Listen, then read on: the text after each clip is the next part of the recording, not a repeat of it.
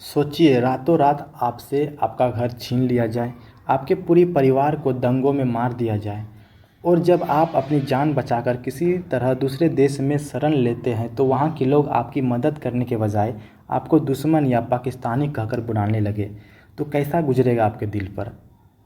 तो नमस्कार दोस्तों, स्वागत है आपका अपने प्लेटफॉर्म आरपीएस मेंटर पर। आज की क्लास हमारे बीए सेमेस्टर 5 के छात्रों के लिए सबसे खास होने वाला है। आज हम हिंदी के मशहूर लेखक फणीश्वर नाथ रेणु के उस छोटे लेकिन बहुत ही गहरे उपन्यास जिसका नाम है जुलूस की कहानी को समझेंगे, जो आपको दिल छू लेने वाला है। ठीक है, तो यह कहानी है पूर्वी बंगाल से उजड़कर आए बंगाली हिंदुओं की, जिन्होंने बिहार के पूर्णिया जिले के गोड़ियर गांव में बसाया जाता है। इस कहानी में एक सुंदर और साहसी बंगाली लड़की जिसका नाम है पवित्रा का संघर्ष है, गांव की गंदी राजनीति और एक तांत्रिक का खौफनाक जाल है। तो आज के इस क्लास में हम लोग उपन्यास की पूरी कहानी को इतनी सरल भाषा में समझेंगे कि परीक्षा का कोई भी सवाल आपसे नहीं छूटेगा। तो अगर आप आरपीएस मेंटर पर पहली बार आए हैं तो चैनल को ज़रूर सब्सक्राइब करें और लाइक भी ज़रूर करें। ठीक है, तो चलिए कहानी को शुरू से शुरू करते हैं।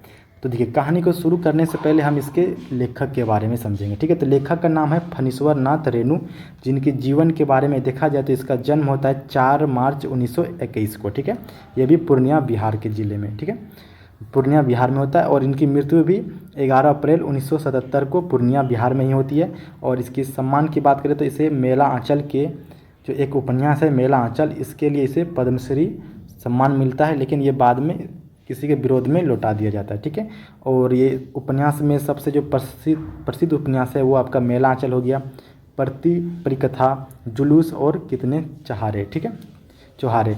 तो कहानी संग्रह की बात करें तो इसका कहानी भी इन्होंने लिखा है। जो सबसे प्रसिद्ध है वो ठुमरी है, अग्निखोर है, आदिम रात की महक है। तो ये सब इसके प्रसिद्ध कहानी संग्रह हैं। और एक इसका बहुत ही प्रसिद्ध कहानी है जो मारे गए गुलफाम। ठीक है, इसके ऊपर ये फिल्म बना है जिसका नाम है तीसरी कसम। ठीक है, तीसरी कसम नामक फिल्म इसी के कहानी के ऊपर बना गया है, जो मारे गए गुलफाम इसका कहानी है। ठीक है, तो आप लोग इसे याद रखेंगे। तो चलिए कहानी को स्टार्ट करते हैं। ठीक है, तो देखिए इसका ढांचा क्या है।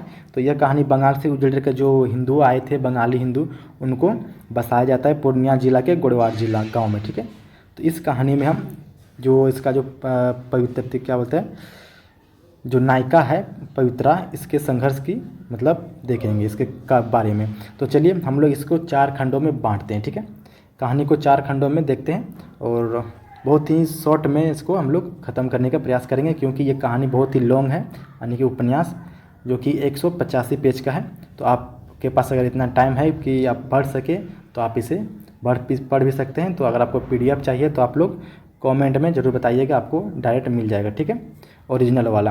तो देखिए पहला जो पॉइंट है, इसका कहानी की शुरुआत होती है उपन्यास की मुख्य नायिका पवित्रा की। ठीक है, पवित्रा क्या है, तो मुख्य नायिका है।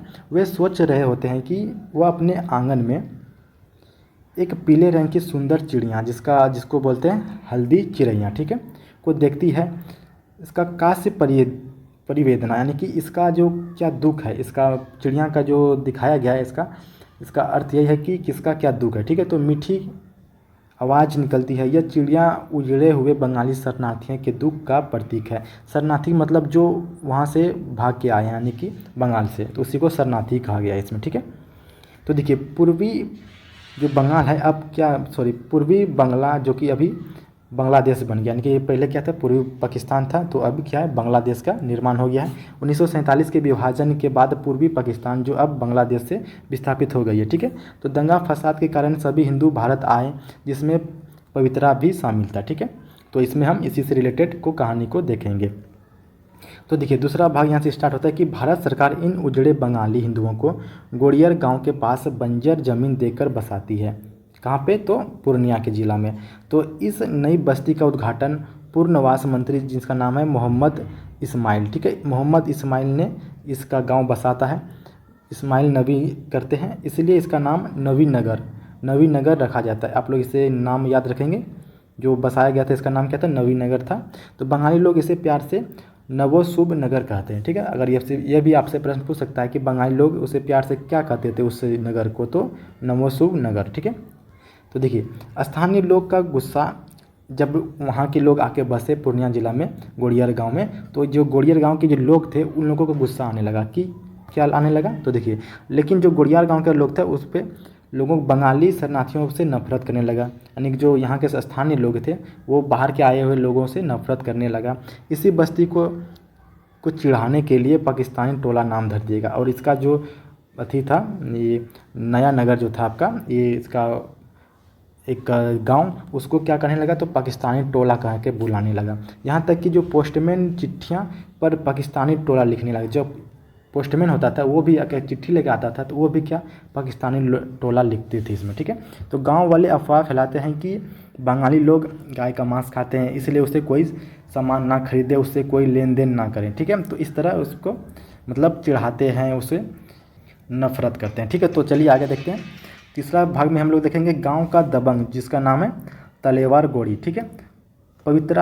पवित्रा की सुंदरता को देखकर उस पर बुरी नज़र डालने लगता है। पवित्रा को जाल में फंसाने के लिए वह अपनी चेले, जिसका नाम है जयराम सिंह, को अभिमंत्रित यानी कि मंत्र पढ़ी हुई मिट्टी देता है और कहता है कि इसे पवित्रता के रास्ते में छिड़क दो, यानी कि पवित्रा, ठीक है। तो वह खिंचती चली आ जाएगी। जो ये तालावेर जो गोड़ी है ना, ये क्या है, एक क्या बोलते हैं उसको, मतलब बाबा है, ठीक है, यानी कि जो होता है तंत्र मंत्र जानने वाला वो है। ये क्या करते हैं, तो अपने चेले को देता है कि ये मट्टी लो, हम इसमें मंत्र पढ़ के दिए हैं, तुम जाके उसके रास्ते में फेंक देना, किसके, पवित्रा के रास्ते में, तो वो हमारे पास खिंचती चले आ जाएगी, ठीक है। तो देखिए, तो संयोग से पवित्रा स्कूल के काम के लिए सिलसिला में उसी दिन गोड़ियर गांव आ जाती है। तो इसे लगता है कि अब मेरा ही मिट्टी का जो जादू किए थे उसी का असर है। तो अंधविश्वासी गांव वाले शोर मचाने लगते हैं कि देखो, तालावर के जादू के असर बंगाली लड़की खिंचती चली आ गई है। इस तरह पवित्रा को इस गंदे और अंधविश्वास माहौल का सामना करना पड़ता है। दूसरी तरफ हरि प्रसाद यादव, जो कि पवित्रा को फंसाने के लिए 50 रुपये भेजता है, जिसे पवित्रा गुस्से में लौटा देती है। यानी कि जो पवित्रा है, पवित्रता को मतलब ये मतलब बहुत सारे लोग इसे परेशान करते हैं। कोई इसे मिट्टी फेंकवा देते हैं इसके रास्ते में, और कोई इसे 50 रुपये पैसा देता है, ठीक है। 50 रुपये देने वाला जिसका नाम था हरि प्रसाद यादव, ठीक है, ये 50 रुपये देता है कि ये उसको मतलब अपनी तरफ आकर्षित करने के लिए, लेकिन ये उसे लौटा देती है पैसे को, ठीक है। तो देखिए, चौथे कुछ इसी प्रकार का कहानी है, तो हम बहुत ही शॉर्ट में से आपको समझाने का प्रयास कर रहे हैं। तो लास्ट में जो क्या होता है, तो पवित्रा हार नहीं मानती है, वो हर मंगलवार को अपनी झोपड़ी में कीर्तन भजन सभा शुरू करती है, यानी कीर्तन करती है हर मंगलवार को। धीरे धीरे गांव के लोग इस कीर्तन में आने लगते हैं। पवित्रा को लोग को समझाती है कि यह मिट्टी भी हमारे पुराने देश जैसे है, यहाँ भी धान और जूट की खेती होती है, हम दोनों ही मछली भात खाते हैं, फिर भी हम आपस में दुश्मन क्यों हैं। यानी कि जो पवित्रा हैं वो समझाते हैं लोगों को कि यह ज़मीन जो है वो भी हमारे क्या पुरानी जो बंगाली है, बंगाल से आए थे, वो कहते हैं कि हमारे बंगाल के जैसे यहाँ का भी ज़मीन है, यहाँ की मिट्टी में भी क्या धान होती है, जूट होती है, हम लोग एक ही जैसा खाना खाते हैं, तो फिर हम दोनों दुश्मन क्यों हैं। तो इस तरह फिर लास्ट में सब एकजुट हो जाते हैं। तो धीरे धीरे गांव वाले की नफरत खत्म होने लगती है। उपन्यास के अंत में पवित्रा अपनी व्यक्तिगत पहचान को भूलकर पूरे समाज को एक करने के लिए खुद को समर्पित कर देती है। वह एक ऐसे प्यार और संस्कृति से जुड़े समाज का निर्माण करती है जहां भाषा और धर्म की दीवारें टूट जाती है, और लास्ट में ये सबको एक मिला कर रहती है, किसी मतलब जितने भेदभाव होते थे सबको ये ख़त्म कर देती है, ठीक है। तो यही था आपका कहानी आज का। तो इसका हम कुछ क्वेश्चन देखते हैं, एक दो जो आपके एग्ज़ाम के लिए इम्पोर्टेंट हो, ठीक है।